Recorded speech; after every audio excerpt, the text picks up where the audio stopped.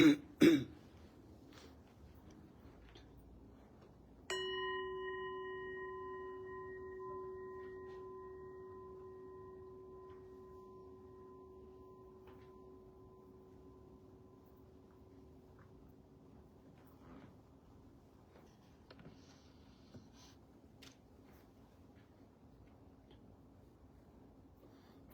let's homage to the Buddha.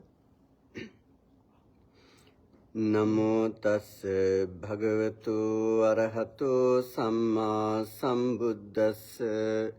Namo tassa bhagavato arahato samma sambuddhassa. Namo tassa bhagavato arahato samma sambuddhassa. Homage to the Blessed One, Worthy One, and a fully enlightened one. Sadhu, sadhu, sadhu. Okay, you are welcome back to our Dhamma discussion.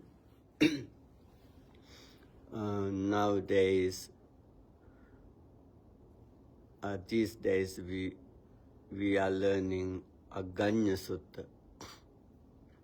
Aganya Sutta is the very important sutta in Buddhist teaching. It's come from the Digha Nikaya, the long discourses.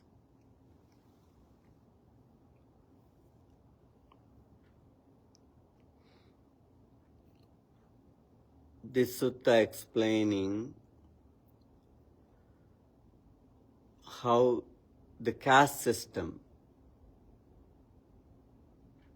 arose in the world. Especially the time of the Buddha, the caste system was very strong. The entire community, society, divided to these especially four castes. The first one called Sastriyas, royal ones, kings, royal ones. They are very respected. And the Brahmanas,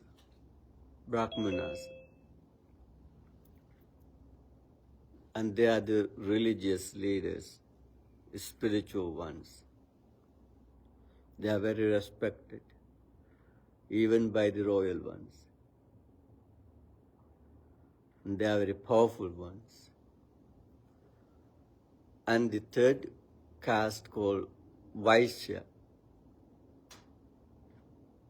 farmers, merchants, business people, who keep traveling from place to place and keep selling, buying and selling things. They were rich people, some of them. The fourth one is the miserable caste called Shudra, slaves, no rights, no human rights for them.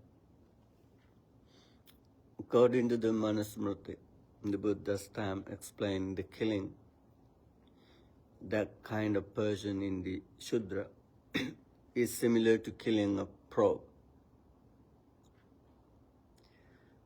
So they don't have rights to listen in the scriptures. When they're listening, it's pouring something into the ear. It's come from the Manusmriti. Some kind of making like concrete, put into the ears, not able to hear again anything. No rights. You know Ambedkar in India? Ambedkar. City? Ambedkar. He is the very important person in India. He born to that kind of lower caste. Oh, you're talking about the Buddhist who converted? Yeah, yeah. So he didn't get rights to go to school. And he was behind the school. I think he was a subcaste. He was below super. Not very low. Yeah, he was even lower. But he didn't go to school. He was in the out of the class and kept listening. And he learned. And finally he prepared at the institution for the India. And he freed all lower caste people, and he converted from them into Buddhism, because Buddhism don't believe in caste system.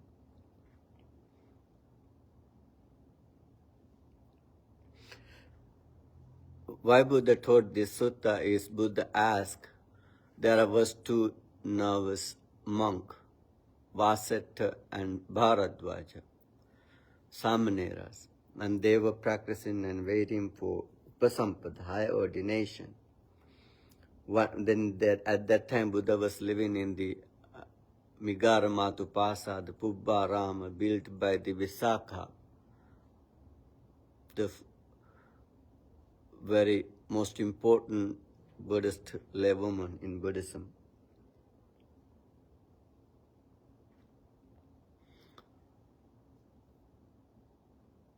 And Buddha was one of day, in the evening, Buddha kept walking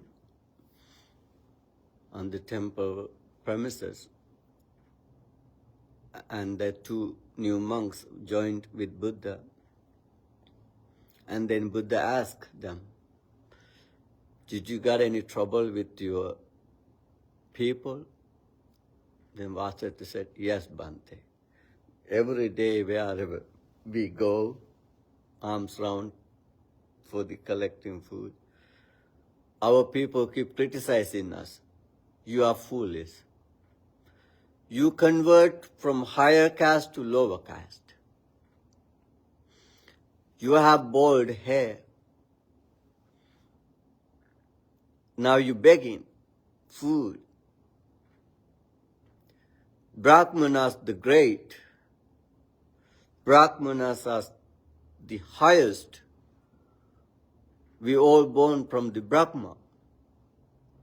And you became a wrong believer. And you gave up your religion. Created you. And you convert to non-believing God, a religion. And they keep criticizing very badly. He keeps saying, Vasetta keeps saying they criticize him very, very badly. Wherever we go, the Brahmanas also, they came to Buddha and blamed Buddha. You know that, right? Many incidents happened. Because Buddha was against to that caste system. And their teaching, Buddha found a new teaching. And they were upset with Buddha and keep criticizing, blaming, scolding Buddha always. But some of them became Buddhist followers and became monks. And some of them still was upset with Buddha. That's why Buddhism lost in India after Buddha's passing away. The Brahmanas was powerful again. So last week we learned Buddha was explaining no matter whoever, whatever caste you belong to, but if you become a Buddhist monk or follower, and you will be the same. No high or lower. Like the water of the Ganges River, Yamuna's River, Saraswati's River, Champa's River, and all different rivers bring the water into the ocean. Finally, the taste of the water is the same in the ocean. salty. No one can say this water is belong to Ganges, this water belong to Yamunas, or Acharavatis, any kind of rivers. This all called water of the ocean, and it taste is salty. Then no matter wherever caste you belong and you came from, but now you are in Buddhism, in Buddhist follower, a monk or nun or layperson or laywoman, as if you are Buddhist, that means you are equal. You only the Buddhist follower, and you enjoy and you taste the taste of freedom. Taste of freedom. You're all free. So, and Buddha also saw a dream before he attained to enlightenment, to Buddhahood. And he saw many different colorful birds and keep flying into himself, flying to Buddha and fell down in presence of the Buddha. All different types of birds, different colors, and they all become equal and same. The dream of the Buddha. That means no matter wherever, whatever you belong to, but if you become a Buddhist, then you become equal to everyone. Same, no difference. So,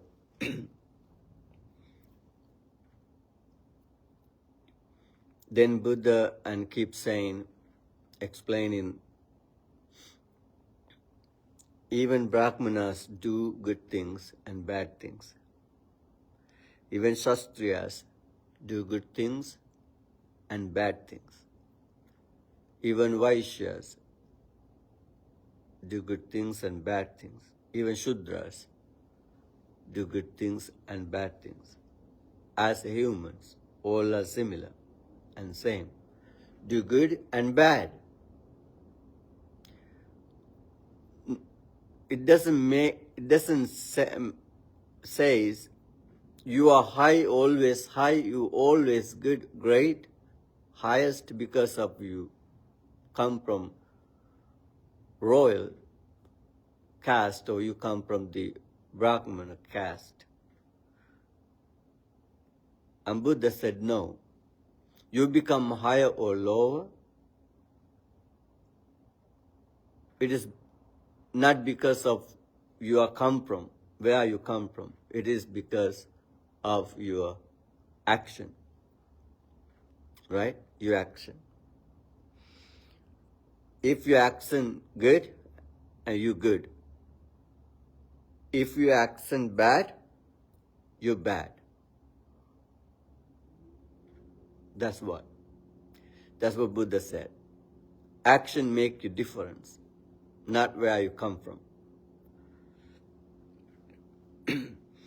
But after saying that, and Buddha said, the Brahmanas blaming you. They blame you, they criticize you, because they think they are great and highest, because they born to the Brahmana caste. But they forget the history. They do not know the history, how this caste system happened, how this caste system came to exist. They forgot that history. That's why they are blaming to you, criticizing you. And then Buddha explained those Vasita and Bharadwaja, the beginning of this world and in the origin of humans and the evolution of the world. That's very important to know it. And Buddha said a long, long time ago, the very, very long time ago, the world was vanished, perishing, destroying. The word was destroying. Means this earth not completely destroyed. The possibility for living beings to exist was destroying. Nobody wasn't able to live anymore on this earth. Something was changed.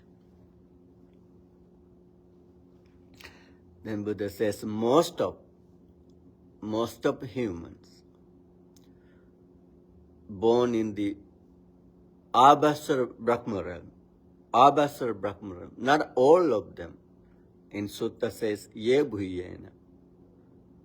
Most of them was born in the Brahma realm.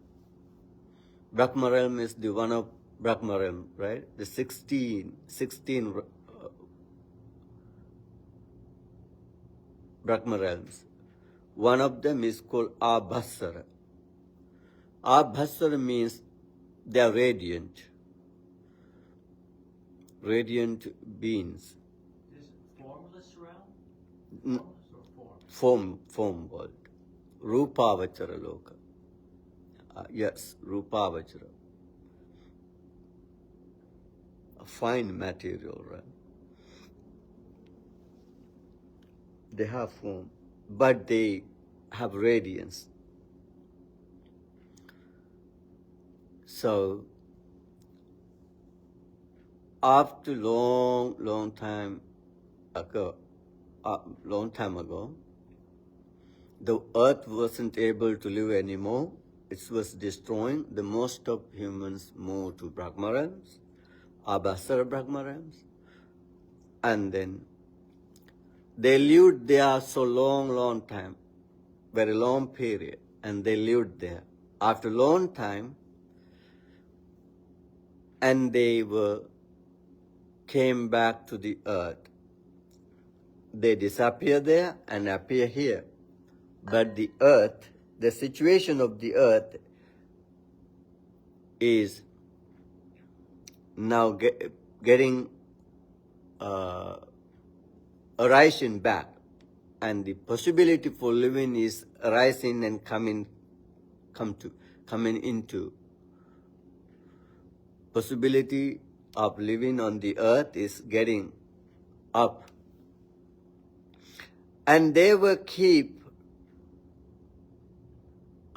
moving in this space, close to the earth, keep moving in this space. They have their own radiance.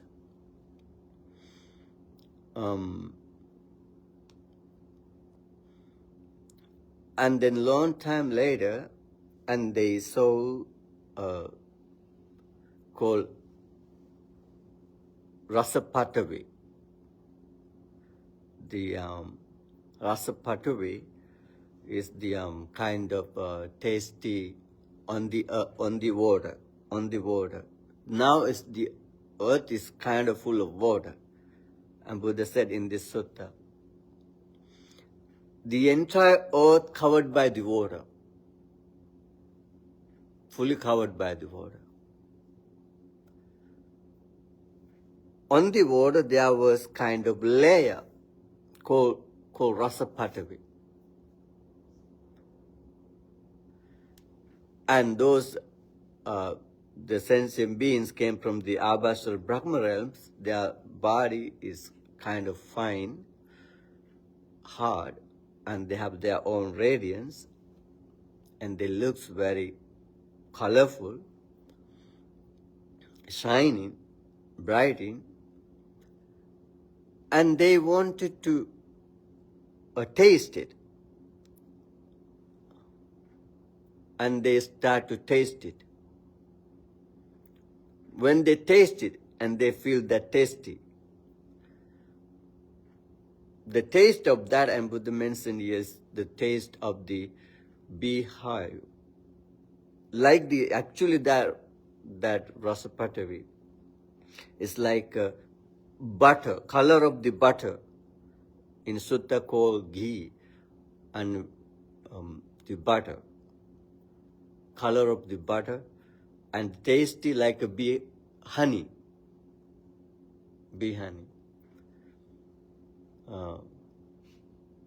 right? Honey? It's called bee honey? Honey, yeah. Honey. And they tasted it as so very sweet, and they had the craving for it. And the craving arose within themselves. So they start to eat it more, and their body become harder and harder. The radiance and light was reduced, and they become very gross. Not suddenly happen. It's long time. This procession is called always Digamadhanam, Chirang Digamadhanam, very, very long time. Do you have heard about the primordial soup? Primordial soup? In the scientist says, on the earth there was a primordial soup.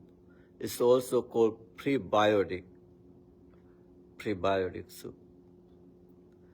That's what the amoeba came to be.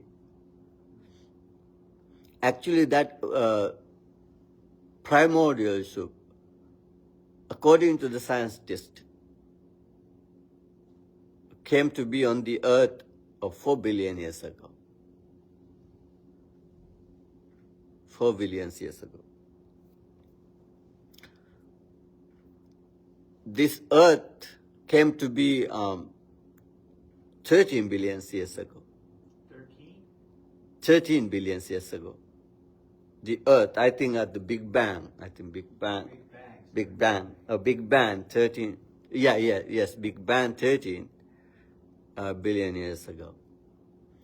Earth was forming 5 billion, so 4 billion years ago. The primordial soup was exist on the earth 4 billion years ago. In Buddhism, the scientists, right, nowadays, scientists, I think they have found it, and they say it. It says, they have said that there was a primordial soup on the earth. The Buddha also say that's called rasa patavi.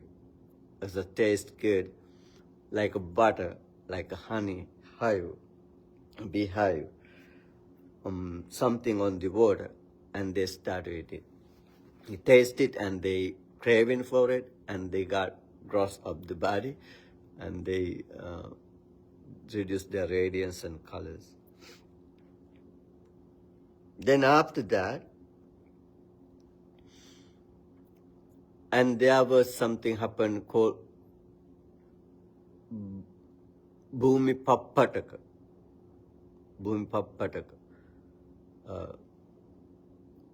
Like something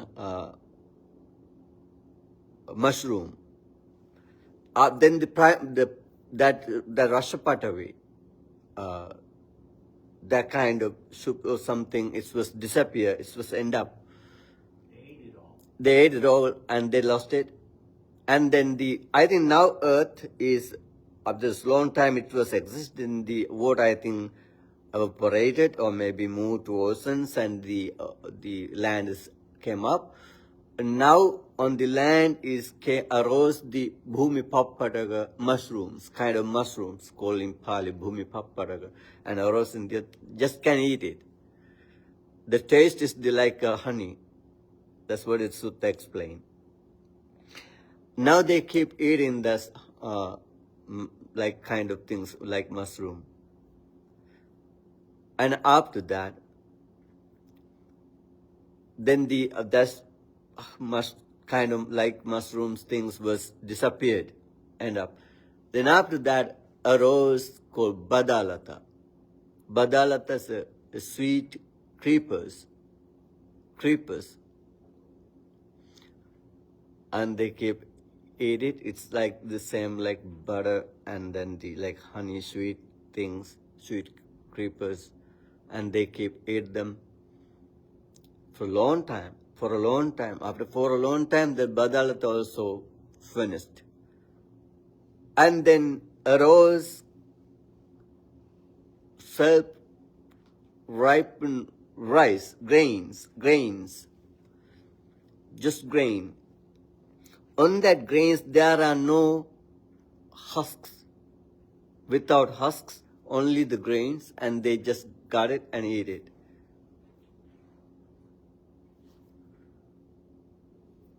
So, according to if you study about that, the primordial soup and the evolution of the earth, according to the method of the scientist, and they explaining these kind of things. What was the first plant on the earth is like that.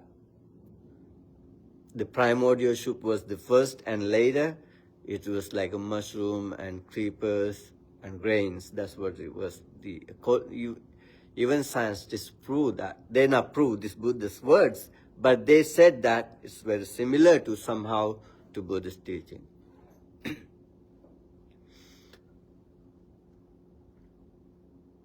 Now, what's happening?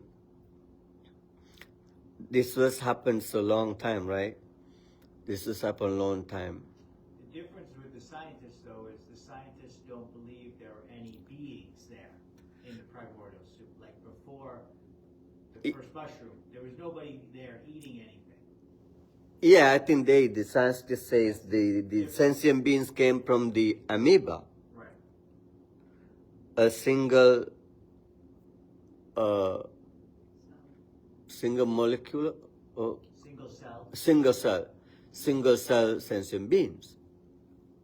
And he divided to two and two more. And then some sentient beings move from the ocean to earth, like fish. And then many different these living beings arose in the ocean. Even today we can see many different like on the earth, similar to earth.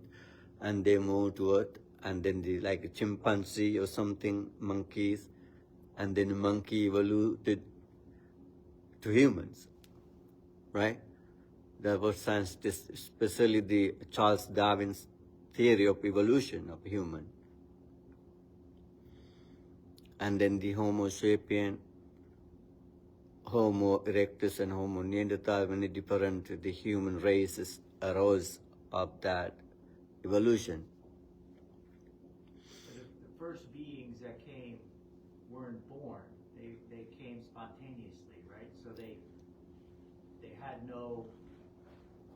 nothing that they came out of, no body that they came from. No, according to Buddhism, there are no beginning point of this existence. That's the beginning point of the earth, but not in the universe.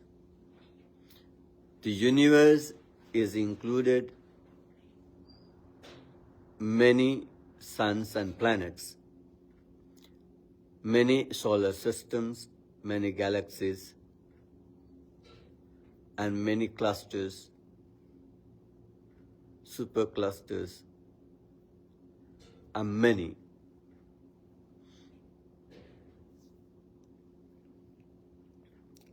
There are no limit, no beginning point of the universe or sentient beings. Earth has, maybe solar systems has, galaxies has, but universe, there are no beginning point of the universe or human or sentient beings.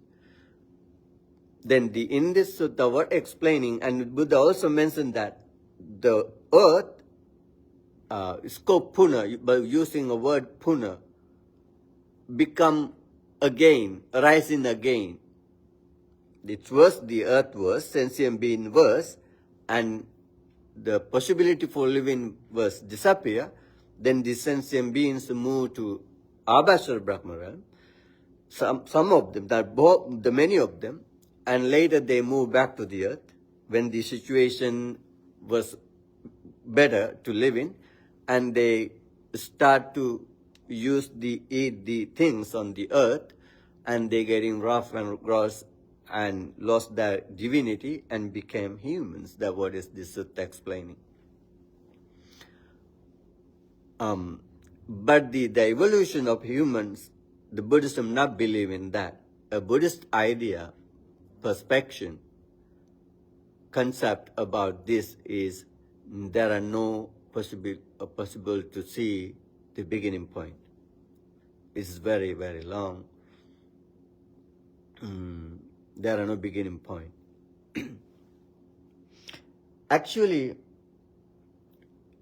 according to the Mesopotamian civilization, Mesopotamian civilization 4,000 years ago, and they also believing someone came from the divine heaven and start to make the human on the earth, called Anunnakis. Enki is the main god of that Mesopotamian civilization. So the Enki sent his two brothers, I think, and they came to the earth to find gold. That's what they say. And then they made the humans to build up the dig and get out the gold from the earth to fix their planet. So that's how. But later, and they had a fight, and then the Anunnakis left the earth. The human exist. So.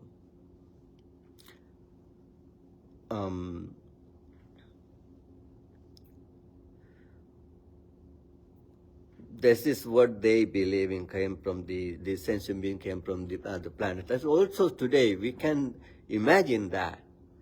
What about the Elon Musk will be able to send a Mars some humans? Right now in Mars is empty, right? As far as we know. Eh?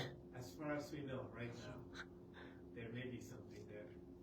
Maybe something there, yeah. Maybe something there. Even, yeah. But the situation will be changed. Like Enki came from what's the planet Enki come from? Called,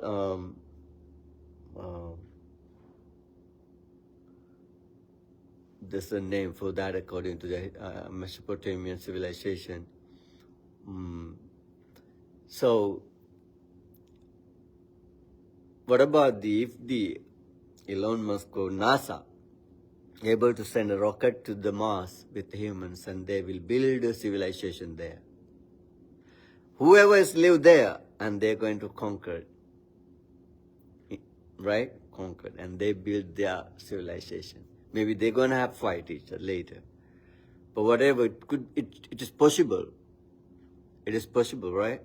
Not yet, but now we are sending some machines to there.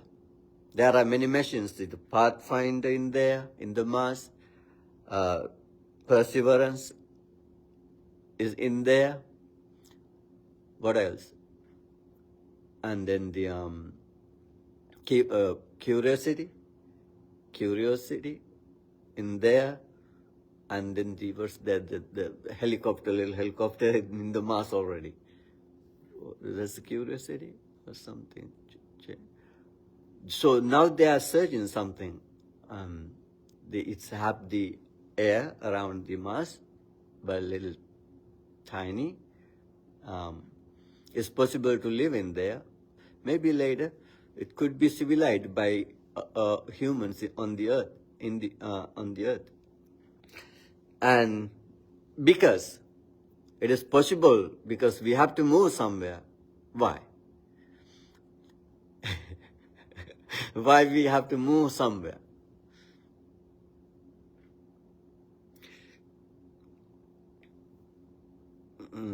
Because this earth going to destroy. Maybe the gas is we using gas take from the earth in the earth. in future will be, now I think Donald Trump is going to dig again and get the gas out. Maybe in future will be end up all the gases. And then the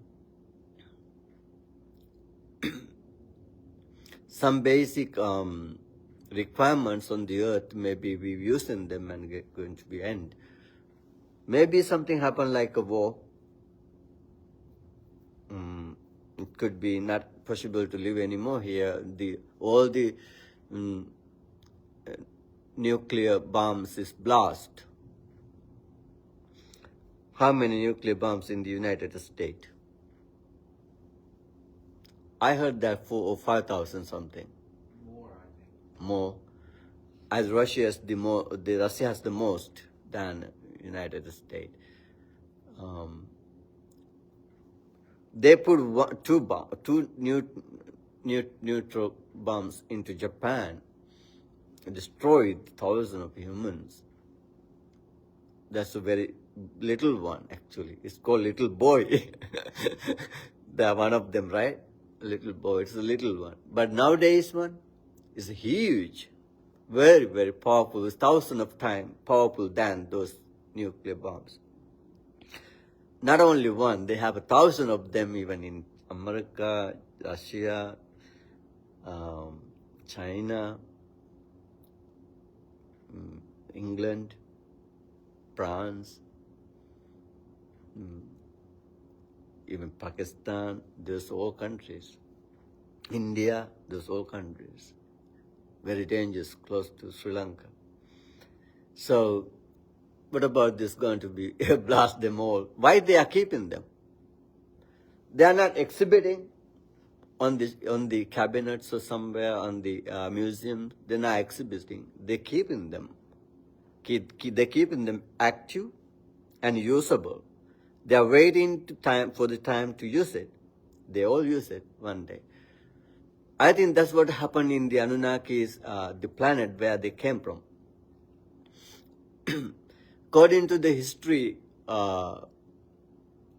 Ramayana, and there was a war between India and Sri Lanka as a nuclear war and moving the fires back and forth. So, it could be happen in future. We could be in danger. Maybe we have to move to some other planet. So, but according to Buddha's teaching, one day this planet will completely destroy. Even the sun completely will disappear, and moon. And then we move to somewhere, to another planet. So that's what is the Buddhist idea about origin. But this time, according to Buddhist belief, that we had another 4 Buddhas previously. 4 Buddhas, the same earth, on this earth. Those all previous Buddhas called Kakusanda, Konagama, Kashyapa, and Gautama. Those all Buddhas also was lived on the earth. But after Buddha's time, disappearing Buddha's teaching, then after long time, then this earth will be get destroyed. Not the earth. The possibility for living is going to be disappear. Then after long time later, and the earth will be again rising and getting back to live. In Buddhism, Buddha has mentioned the 4 words to explain, called Sangvatta Mana, Vivatta Mana. That's what is this world system happening. There are time, keep period of destroying. A long time keep destroying. Then after that, and stay destroyed. Long time stay destroyed. After long time of destroyed, and then the third era coming is arising back, getting back to arise. Long time keep getting back to arise. That's called vivat, and then after that, and vivatman, and keep steady of existing. Keep existing. Now is vivatman, is existing. And later is getting back to slowly destroy. This is how it is happening in this world system. This earth, this sun will be destroyed one day. Not quickly, it's going to be slowly happening. It's a gradual procession. That's what is Buddhist idea of the universe, earth. There are no beginning point or end. It's continue, it's changing. But human race on the earth, how it was happened, is like whatever this were in the according to Aganya Sutta is some sentient beings move from the Brahma realms, or it could be another planet or another planet or something, and came from somewhere else. It is against to the Charles Darwin's ideas came from the chimpanzees, but I have a problem with that. The chimpanzees or whatever it is, why they're not evolution anymore? On those days, was changed, I think, the 300,000 years ago, right? According to Charles Darwin, that evolution began 300,000 years ago. Maybe a million. But those days, even nowadays, everything's getting changed quickly. Even the environment, air, and the earth, taste of the earth, chemicals, and everything is different. But there are no more evolution anymore happening. Evolution not supposed to be a certain time or period for certain type of sentient beings. It's supposed to be all sentient beings, and it's supposed to be always. Evolution is something like that, right? It's not supposed to be a certain type of. Why only for the monkeys or chimpanzees get evoluted? Why not other sentient beings evoluted? Maybe nowadays they combine two different animals and then they made the new ones, right? Scientists, what's that called? Or like hybriding. Hybriding. But I think they believe that all animals have been evolving. All birds and all creatures. Yeah, maybe we can, maybe some human. I have some scholars says the human beings came from that evolution. Homo sapien and Homo neanderthal and Homo erectus is combined with the humans came from the Abhasara Brahma realm, and they mixed together. Some scholars are going to compare it. I don't know. Maybe it's possible. Maybe not.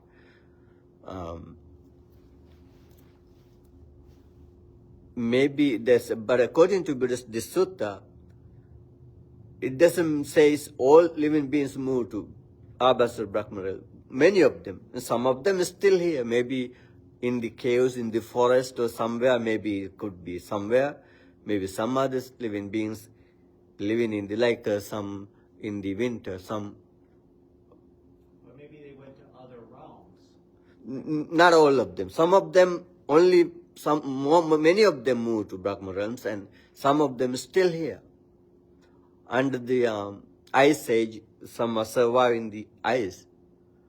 In the winter, we hibernating, and the fishes in the mud, under the water, they live so long time. So then this human race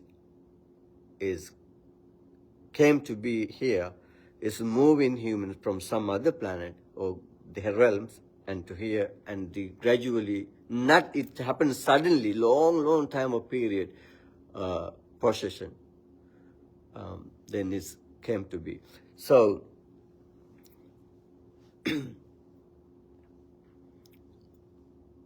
what the Buddha says later, and some people keep bringing that grains And why I want to go every day to get the grains? I should bring something for tomorrow. You keep for tomorrow, and he get more and keep it. And other people also saw that. Oh, he got more and keep with him. Why I don't want to do that? And then he got some grains for 2 days, one of them and for 3 days, one of them for 4, 5 days, 6 days. There's going to be end up. Then that was the trouble with going to finish. Everybody keep extra more. And they decided to divide it. Okay, this part for you, this part for me, and this part for me. Some of them, and steal from other ones, and keep safe, if his part keep safe, and steal from others some grains. Now they keep asking, why you steal from me? And they start to tell lies and argue and fight and punish them. Now it's getting trouble. After a long time later, and they decided to, we should make someone to rule, control. And they found the powerful, strong person. Okay, now you keep controlling them, rule them, manage them. We help you. You don't want to do anything. We work for you and we support you. And that's how Shastriyas come to be. The royal ones came to be. And then, that's what Buddha says, the Brahmanas forget this history. That's why they are saying they are Brahmanas. How Brahmanas came? Then people start to fight and killing each other, steal, then all mass of things happening. Very complicated. Some of them was upset about it, not happy about it, and they decided we should go away from these people and stay happily and peacefully. And they went to the forest and start to meditate. And they start to meditate and they keep meditating and developing spirituality. They, Papa Bahyati ti Papam Brahmana. That's what it's explaining in this sutta. They call Brahmana because they are trying to get rid of Papa, unwholesome thoughts, unwholesome quality. Those bad quality, they develop to get away from them and get rid of them. That's why they call Brahmana. Brahmana means they try to get rid of the unwholesome. Later, some of Brahmanas couldn't success with meditation. It was very difficult to them. Even today, meditation not for everyone. And everyone have to do it. But some of them become very successful and some of them need to practice and train for a long time. Some of Brahmanas wasn't very good with meditation. And they came back to the village, nearby village, and they're still living in the ashram, the temples. And Buddha also mentioned in the sutta, the temples where the Brahmanas lived, there wasn't fire and wasn't mortar or they're not cooking anymore and they're meditating. They collect something and spend most of time to meditate. And then some of them wasn't able to do that and they came back to nearby village, was living in the temples in nearby village, and they keep teaching people. And they keep writing books. They keep writing books. Whatever they heard from the Brahmanas who has very high powers, spiritual development, and they was living with them, and they learned from them, and they keep writing those things on the books. And they become who is meditating, and they call Jayaka. Jayaka means dhyana. Dhyana,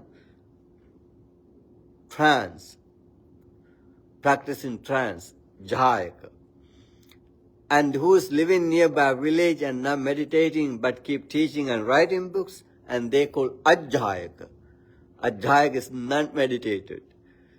And those Brahmanas and gradually keep writing many books, and they according to the Brahmajala Sutta we learned earlier, how the concept of eternality came. Who meditated was born in the Brahma realms, who was born in the Brahma realms, and he thought just I'm only one here.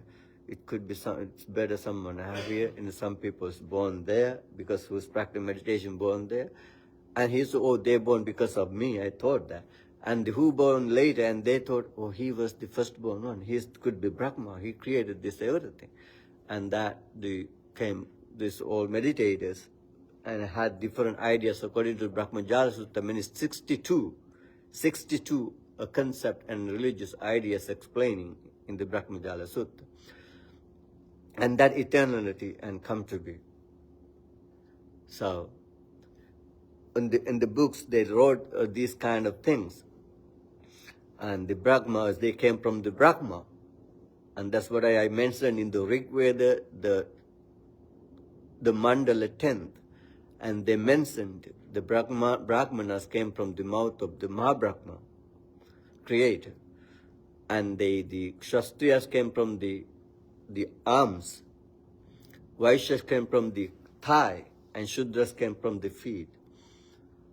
And they mentioned that and taught to the community, society, and they make the difference of the caste, and they give the rights and mentioned what you're supposed to do, what you're not supposed to do. According to Manusmriti, they prepared many different texts. And then they built the caste system. The Buddha mentioned they forgot the beginning of this system. That's why they're saying these kind of things. That's why they are criticizing, because they forget the origin of this caste system.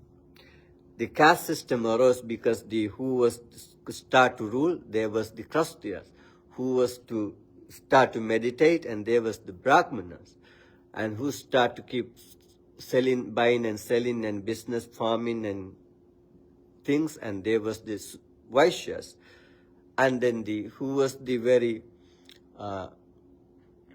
not powerful enough, strong enough, weak, and also the bad, and their wrong behavior and make them do lower jobs to serve and to work for others, and they became slaves later. So that's what is in the beginning, according to the Indian history and Buddhist history, the caste system happened. So,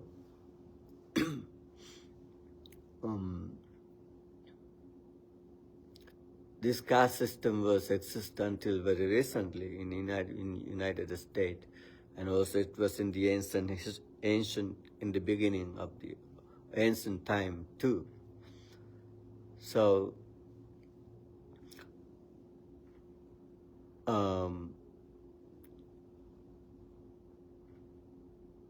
it's 12:06 now. So then you can share your ideas.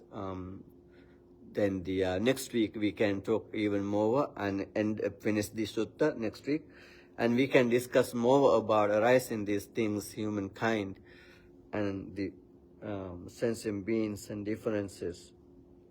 So according to compared to the scientific ideas.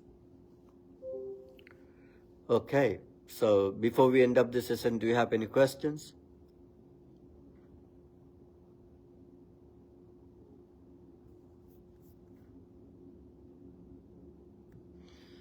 No, any questions? No, Bhante, I think it's clear. Okay, very good. Was it in Buddhist tradition, or did the Buddha explicitly say reject the caste system? The Buddha rejected the caste system? Yes. So? No, did he? He did. He did. He rejected the idea. The idea. And he gave the opportunity to become a monk from the Brahmana caste, from the Kshatriya caste, from the Vaishya caste, and from the Shudra caste. And those old people belong to those old caste and became monks and nuns. And they had the same rights. And Buddha even gave them to high positions, appreciate their specialty, special skills. In Buddhism, there are no any difference from where you come from. It's always depends on your quality, skill, and your nature, your behavior. And the misunderstanding was the misunderstanding from the origin of how it began? How the caste system was... This caste system was happened because according to their job and the way of they start to live. So by their caste, nobody become higher or lower. And then lately they gave that power to them to be higher and lower, and they wrote books to mention that and to establish it firmly. And no one can change it. Even today, this caste system in India is very strong, very powerful. So, and in the other countries, in Sri Lanka also we had somewhat, not much, not very strong. But somehow it's actually this system happened because the king giving some duties to some other people. According to their duty, they become different rights, right? The Buddha didn't tell any lay people to disregard the caste, right? He didn't tell Buddhist lay people, no, you don't have to follow the rules. You're a Brahmin. You don't have to follow the rules of Vasya. They still had to follow the same rules. He didn't tell them to not follow the rules. Buddha also recommend monks you have to follow the rules given by the king. You have to act according to the principles of the kingdom, because he rule in the country. There are some rules we all have to follow, even today. And Buddha advised monks to behave and act accordingly to the system of the country, not the caste or something. But the lay people still had to follow the caste. They do, yeah, they do. They do. That's what our problem is. Ignorance and some other things. So, if I, then or now, if I do not become a monk, like follow Buddhism, I would still have to follow the... You have to, because you belong to that society. You live with them. But if you become a monk, then you live with monks. There's any problem. But if you, as a lay follower, you are still a lay person, but you still live in that society, and they still follow that. Then you have to follow that, flow in with them. If you want to reject completely them, then you have to go in forth. And become a monk, yeah. Okay, let's transfer merits to the departed ones and share merits with deities and ghosts with all sentient beings. May the all sentient beings share these merits and have a good, happy destination. Blessings of the Buddha, Dhamma and Sangha be with you. And the all blessings of the Buddha, Dhamma and Sangha and the power of these merits keep you happy, healthy and safe. May we all be able to free from this mass of troubles and liberate and to be enlightened. Akasattha Chubummattha Deva Naga Mahiddhika Punyantang Anumoditva Chirang Rakkantu Sasanam Chirang Rakkantu Desanam Chirang Rakkantu Mang Parang Sabbhitiyo Vivajjantu Sabbarogo Vinassatu Mate bhavatmantarayo sukhi digayuko bhava.